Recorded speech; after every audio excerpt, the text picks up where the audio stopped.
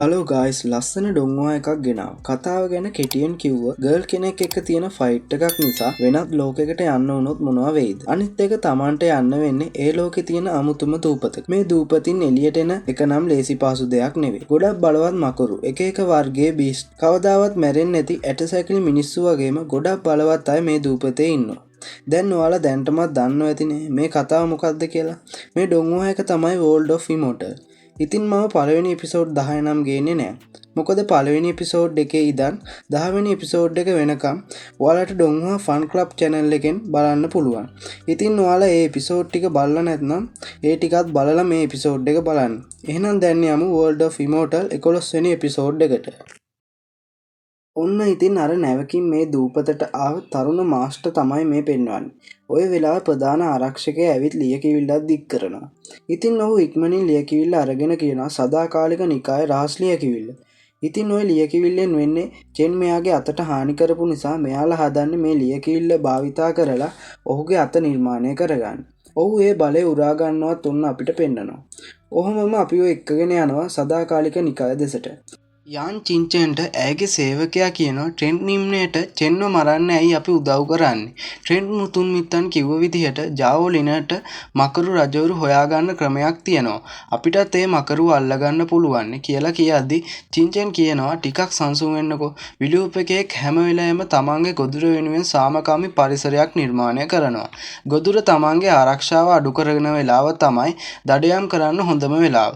ඔහොම මොකද්දෝ කියලා ඔය පේන පොකුණෙන් ඔහුගේ අතට මාළුවෙක් විසික් කරලා ආයිත් කියනවා ධනය හින්දායි වර්ධකරුවන් වන්නේ. නිදානයක් හොයන්නත් වාසනාව ඕනේ. ඒක නිසා මුලින්ම කරන්න ඕනේ පළතුර ඉදෙනකම් මිදලා ඒවා නෙලා ගන්න එක කියලා උදාහරණයක් දෙනවා.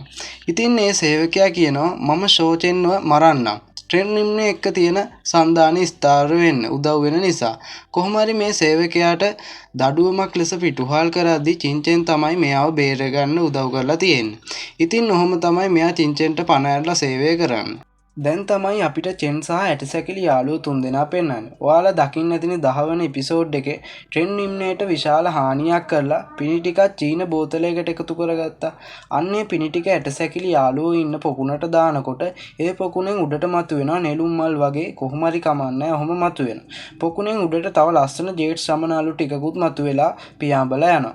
ඉතින් චෙන්ගේ වැඩේ නම් හරි. ඇටසැකිලි යාළුවෝ තුන්දෙනාගේ වෙන්විච්ච කෑලි ටික එකතු වෙලා ආයෙමත් ඒගොල්ලොන්ට පණ එනවා. චෙන් ඉතින් සතුටෙන් කියනවා ඔයාලට දැන් හොඳයි නේද? ඔයාලා මරණීය පරිවර්තන ශේෂ්ත්‍රයේ 3 වෙනි අධ්‍යයනයට ළඟා වෙලා තියෙනවා. මේ ජීවයේ පිණි කියන්නේ ඇත්තටම වටිනා දෙයක්. ඉතින් අපේ ඇටසැකිලි යාළුවන්ට කතා කරන්න බෑනේ. එයාලා චෙන්ව ඇවිත් බදා ගන්නවා. කොහොම හරි මෙතන කොකෝ කියන පුංචි පූසා වගේ එක්කෙනක් ඉන්නවා. ඉතින් මේ හරියට ඔහොම වෙද්දි චෙන්ව මරලා දාන්න චෙන් ඉන්න නිම්මේ ගාවට සංවිධානයක් ඇවිල්ලා ඉන්නේ. ඉතින් මේ කට්ටිය චෙන්ව මරලා දාන්න හදන ට්‍රෙන්ඩ් නිම්නේට ඇතුළු වෙන්න සහ ඒ වගේම ට්‍රෙන්ඩ් නිම්නේ ගෝත්‍රයේ ආරක්ෂාවක් ලැබෙන නිසා ඔහොම මේ කට්ටිය දුවගෙන යනවා. ඔතන ඉන්න ලී ෆෙන් කියන කෙනා කියනවා ඔහොම ඉන්න මේ කෙනාට ට්‍රෙන්ඩ් ගෝත්‍රයේ මුතුන් මිත්තන්ගේ බේරෙන්න පුළුවන් වුණා කියලා කියන්නේ එයාගේ ශක්තිය දුර්වල වෙන්න බෑ. මුලින්ම අපි බලාගෙන ඉමු කියලා ඔය වෙලාවේදී දුවගෙන කට්ටියක් ආවනේ. ඉතින් එයාලටම පොඩ්ඩක් අමාරු වෙනවා. මොකද ඇටසැකිලි යාළුවෝ තුන්දෙනාගේ උගුල් නිසා මෙයාලට උල් කරලා හදපු චීන උණ්ඩබට වගේ මෙයාලගේ පැත්තට ඇවිල්ලා මෙයාලගේ ශරීරය පසාරු කරා යනවා. වගේ ගල් යටවලටත් යට වෙනවා. ඉතින් මෙයා බලලා හැංගිලා හිටපු ලී ෆෙන් කියන කට්ටිය එකතු වෙලා චෙන්ව හොයද්දි චෙන් කොකොත් එක්ක ගහක් උඩ පොඩ්ඩක් ඇලවිලා ඉන්නවා. ඉතින් යාළුවනේ චෙන් කියනවා ඔයාලට හැමෝම මට දවසක්වත් පාඩුවේ ඉන්න දෙන්නේ. ඔහොම කියලා බිමට පොඩි දුමක් වගේ එකක් දාලා ඒ අස්සෙන් ඇවිල්ලා එක එක්කෙනාට පහර දීලා හැරෙනකොටම ලී ෆෙන්ගෙන් ප්‍රහාරයක් එල්ල වෙනවා. චෙන් ඉක්මන් වෙලා ආරක්ෂක පාලියක් දාලා ආරක්ෂා වෙනවා. ඉතින් ලී ෆෙන්ට තියෙන බලය තමයි සුලන් පාලන තාක්ෂණය. ඔහුට මූලද්‍රව්‍ය පාලනය කරන්න පුළුවන් ඒ නිසා. ඉතින් දෙන්න ෆයිට් කරන්න අරගෙන චෙන් එකපාරයි දෙන්නේ ලී ෆෙන් බිම. කොකොත් ඔන්න උඩින් පැනලා දෙනවා තවත් බිමටම වැටෙන්න පහරක්. චෙන් ගිහින් අහනවා කවුද තමුල්ලව එව්වේ. පිළිතුරක් විදිහට ලී ෆෙන් කියනවා ට්‍රෙන්ඩ් ග්‍රෝත්තේ අය ඔයාව අල්ලගන්න කියලා තියෙන්නේ. ෂෝචෙන් කියනවා මරන්න ඕන කෙනෙක් ට්‍රෙන්ඩ් නිම්නයට ඇතුළු වෙන්න පුළුවන් වෙන නිසා ඔයාව මරන්න ගොඩක් අය සන්දාන වගේ ඒවා හදාගෙන තියෙනවා. ඉතින් ඔහොම තමයි ලීෆෙන් කියන්නේ. චෙන් ආයෙත් අහනවා ඒ අය කවුද කියලා. මෙයා ඉතින් කියනවා පියාඹන පිහිනිකාය ගොඩක් අය ඉන්නවා. බටහිර ගෝත්‍රයේ භූතාත්මය වෙන කාටර්ද ඒ වගේම ගූ පවුලේ ගූලව්වත් ඉන්නවා. ලීෆෙන් මෙහෙම කියනවා. ඉතින් ඔය වගේම දේවල් කිව්ව නිසා චෙන් මෙයාට මෙතන ඉඳන් වයඹ දිශාවෙන් සැතපු 30ක් දුර නිම්නයක් තියෙනවා. හෙට මම මේ නිම්නයේදී හැමෝටම අභියෝග කරනවා. එයාලට ගිහින් කියන්න. ඔය වෙලාවේදී මෙතනට යාන් චින්ගෙන්ගේ අර සේවකයා මතුවෙලා කියනවා ෂෝචෙන් එදාට ආවේ නැත්නම් තමුන් මගෙන් ගැලවෙන්න බැරි වෙයි කියලා මෙතනින් අතුරුදහන් වෙනවා. ඉතින් චෙන් කියනවා මේ මිනිස්සු හැම වෙලාවෙම අපේ පස්සෙන් එන එක හොඳ දෙයක් නෙවෙයි. අපි මේක කොහොම හරි ඉවර කරලා දාමු. මෙයාලා 4 දෙනා කතා කරගෙන මෙතනින් ඇවිදන් යද්දි කෙනෙක් තව කෙනෙක් කරේ තියාගෙන හදිස්සියෙම දුවගෙන යනවා. චෙන් මේ කවුද කියලා බලද්දි මාස්ටර් ඊජෙන් කොහොම හරි මෙයාගේ ලොකු සහෝදරයා වෙන ඊචීට කවුරු හරි පහර දීලා තමයි මෙයා කරේ තියාගෙන දුවන්නේ. ඉතින් මෙයාලගේ පස්සෙන් විශාල දූවිලි කුණාටුවක් එනවත් අපිට පෙන්නනවා. ඒ කුණාටුව ඇතුලෙන් කඩුවක් ඇතුලේ තියෙන බොක්ස් එකක් වගේ එකකින් පහරක් වැදෙනවා. ඔවුන් දෙදෙනා පෙරලිලා ගිහින් බිමට වැටෙනවා. ඉතින් මේ කවුද කිව්වොත් ඩූගු කඩු යක්ෂයා කියන කෙනෙක්. මේ යක්ෂයා ලේ පිපාසිත මිනී මරන්න පුරුද්දක් කරගත්තු එක්කෙනෙක්. මෙයාගෙන් මාස්ටර් ඊජෙන්ට පැනලා යන ගමන් ඉඳලා තියෙන්නේ. ඉතින් බිම වැටිලා ඉන්න මාස්ටර් ඊජෙන්ට ඩූගු යක්ෂයා පහරක් එල්ල කරනවා. ওই වෙලාවේදී කඳු අතර හිටිය චෙන් ඇවිල්ලා ආරක්ෂක පාලියක් භාවිතා කරලා ඒ ප්‍රහාරය වැළැක්වුවත් ඔහුගේ බලය මදි නිසා ඒ බාධකේ කැඩිලා ඔහුව විසික්ක වෙලා කටින් ලේත් විසික් වෙනවා. ඉතින් ඔය වෙලාවේදී ඇටසැකිලි යාළුවෝ 3 දෙනා පොළොවට පහරක් දීලා ඒක බලපාන පිළිමයක් කඩා වැටෙනවා. ඩූගු කඩු යක්ෂයා දිහාට. මොකද එයාගේ අවධානය වෙනස් කරලා මෙයාලට පැන ගන්න පුළුවන් වෙන නිසා. එම පැනගත් මෙයාලා මාස්ටර් ඊජින්ගේ වැඩිමහල් සහෝදරයා පාරුවක තියලා තියෙනවා. මාස්ටර් ඊජෙන් දුකෙන් කියනවා ඔක්කොම තේරුමක් නැති වැඩ. හැම දෙයක්ම කිසිම තේරුමක් නැහැ. ලොකු සහෝදරයා මාව ආරක්ෂා කරා. මාස්ටර් ඊජෙන් මෙහෙම කියලා ගිනි පෙල්ලක් අරගෙන යනකොට චෙන් අහනවා ඩූගු කඩු යක්ෂයා කියන්නේ කවුද?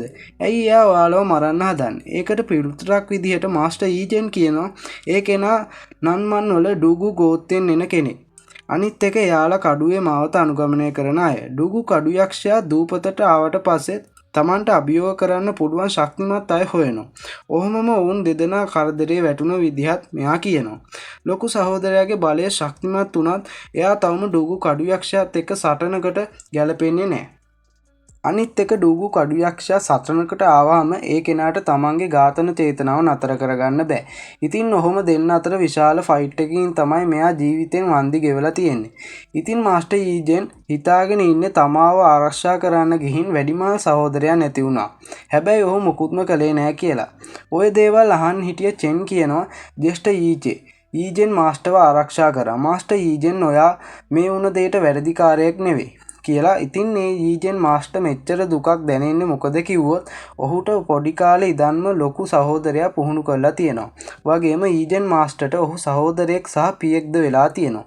ඉතින් මාස්ටර් ඊජෙන් ලොකු සහෝදරයාගේ ශරීරය අර පාරුවත් එක්ක ජලාශයේ ටිකක් දුරට තල්ලු කරන් ගිහින් වයින් වක් කරලා ශරීරය පුරුස්සලා දානවා. ඔන්න ඉතින් ඔහොමම උදේවරුව වෙලා මාස්ටර් යන්න ලෑස්ති වෙලා චෙන්ට කියනවා සතුරාට එරෙහිව තනිව සටන් කරන එක භයානකයි. සටන් කරන්න කලින් දෙපාරක් හිතන්න. ඊට පස්සේ චෙන් කියනවා මට දේවල් කිහිපයක් තියෙනවා විසඳ ගන්න ඕන.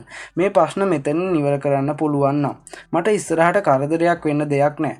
මට මෙයාලගෙන උදව්වක් ගන්න පුළුවන් කියලා කියනවා. ඔන්න කතාවෙන් කතාව අවසානයටත් ආවා. අපිට පෙන්නනවා ඉතින් අවසානයේට බලය රැස් කරගෙන ඉන්න ගුලුව. ඉතින් මෙතනින් මේ 11 වෙනි එපිසෝඩ් එක අවසానයි. ඉතින් යාළුවනේ මම තව දෙයක් කියන්නම්. ඔයාලා කැමති ඇතිනේ මේ වගේ ලස්සන ඩොංගුවා සිංහල සබ් එක බලන්න. ඉතින් එහෙම බලන්නේ කොහොමද කිව්වොත් සිනේ ක්ලබ් කියන සයිට් එකෙන් මේ වගේ ඩොංගුවා සිංහල සබ් එක බලන්න පුළුවන්. මම හිතනවා ඔයාලා සයිට් එකට යන විදිහ දන්නවා ඇති කියලා. වැඩි දෙයක් නෑ අනිත් සයිට් වලට යනවා වගේම තමයි. ඔයාලට මේ World of Immortal ඩොංගුවා එක මොකද හිතෙන්නේ කියලා අනිවාර්යෙන් කමෙන්ට් එකක් දාන්න. ඒ වගේම channel එක subscribe කරලා නැති අය channel එක subscribe කරලා අපිත් එක්ක එකතු වෙන්න.